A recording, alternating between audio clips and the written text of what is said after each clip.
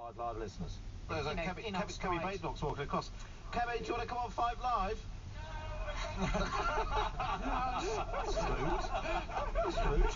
She was being surrounded by a lot of TV cameras. Do you want to put those comments into context, Andrew? She would love to join you, but she's just far too busy. She's far too busy. Just want to speak to Five Live listeners. That's a bit rude. I love a bit of Five Live. Exactly. Mims Davis there with my new jingle. I love a bit of Five Live. Yeah, we love that. I love a bit of Five Live. Thanks for that, Mims. So we know Kemi's not listening, nor it seems is Robert Jenrick. And the choices we made that year, 1974, led our party to victory in 1979 under one of my heroines, a woman as strong as the iron cast in my dad's foundry, Margaret Thatcher. Yeah, well, if he had been listening yesterday, he would have heard David Davis with this history lesson. I frankly think, 1975 is a better comparison, not whatever it was, 2005. Yeah, 1975 was when the Tory leadership contest happened, which brought Margaret Thatcher to the leadership. It was triggered by Ted Heath in January 1975, and she won a month or so later. So if you'd have been listening, Robert, you'd have known that. It's very useful listening to this show. We know, though, James Cleverley's also not listening, because he's too busy listening to old Gordon Brown speeches. Because I've been there. Because I know in detail what the government should be doing right now. I know in detail how they're failing. Now is not the time for an apprentice. And I'm all in favour of apprenticeships. But let me tell you, this is no time for a novice. We know what James Cleverley's listening to. Well, who knows what Tom Tugendhat's doing, but one thing is clear. If Tom Tugendhat's leadership bid doesn't work out, there is at least always Panto. Although, judging by today's performance, his act might need a bit of work. Well, good morning, conference. Can we try that again?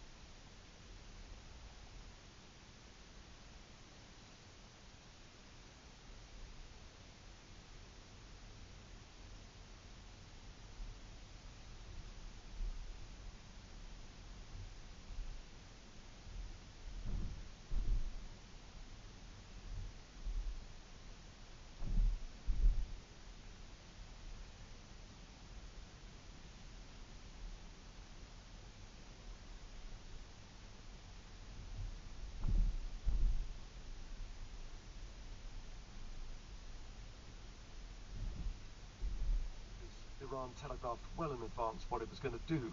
So that gave Israel, the US, Britain, France, Jordan time to get their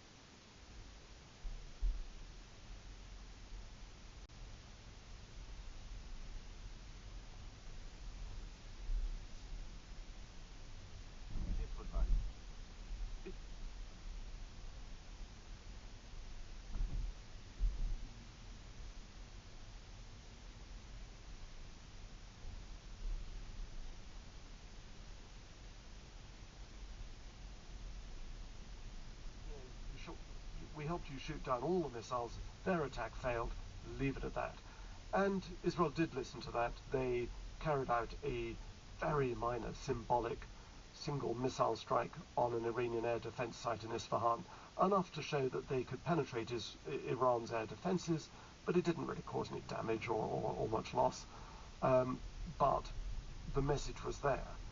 This time I think will be different.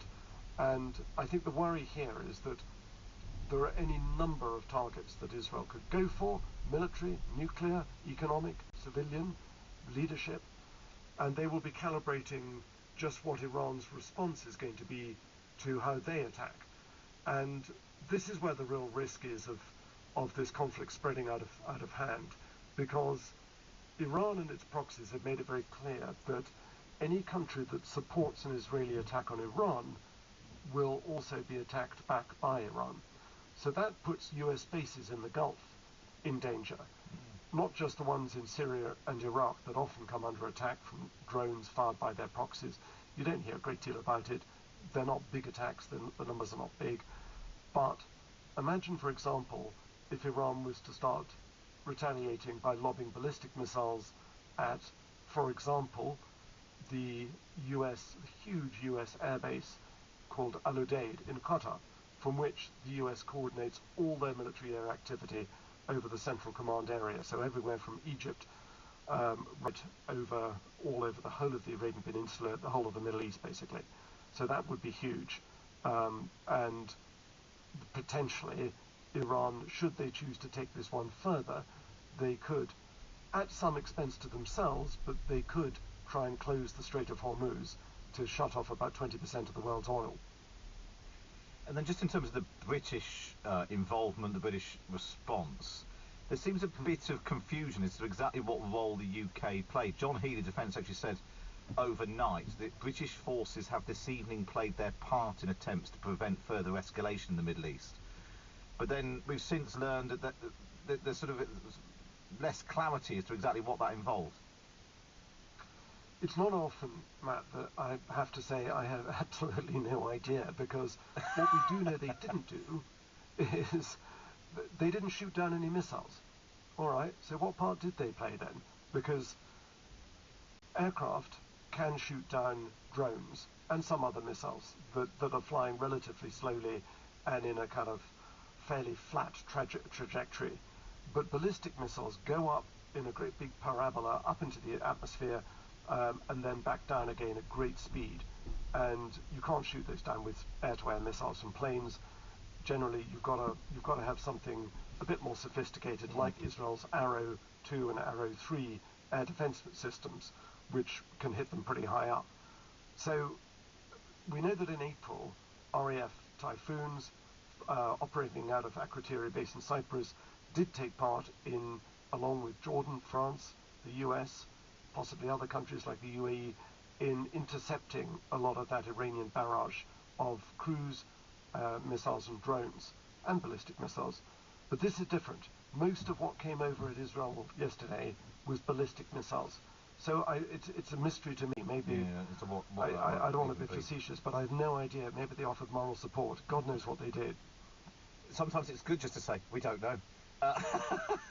And on the other thing, the other sort of UK question in all this is the UK government chartering a plane due to evacuate British citizens from Lebanon today.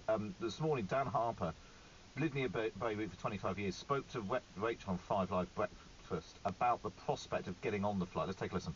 We've moved out of the city and we're in a calmer, quieter area where you hear less of the sonic booms and less of the bombing. But we're very, very worried about going to the airport because, you know, it's a stone's throw away from where Israel has been bombing Hezbollah in Dahiyeh, in the southern suburbs of Beirut. We're in the north of Beirut.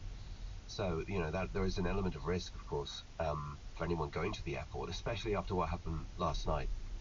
Have you been guaranteed a space on a flight back?